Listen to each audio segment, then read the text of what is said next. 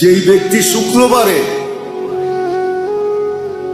জুমার নামাজের পরে 7 বার সূরা ইখলাস, 7 বার ফালাক, 7 বার নাচ পড়বে, আগামী শুক্রবার পর্যন্ত সমস্ত বিপজ্জনক রোগ ব্যাধির থেকে নিরাপদ থাকবে।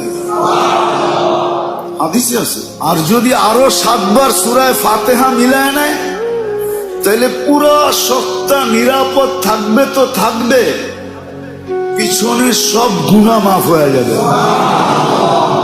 যেই ব্যক্তি শুক্রবারে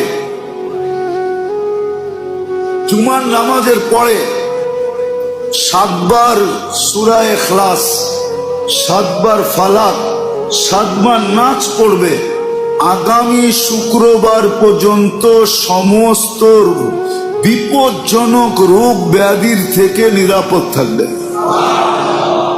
হাদিসে আছে। আর যদি আরো 7 বার সূরা ফাতিহা মিলায় নেয় তাহলে পুরো সপ্তাহ নিরাপদ থাকবে তো থাকবে, পিছনে সব গুনাহ মাফ হয়ে যাবে।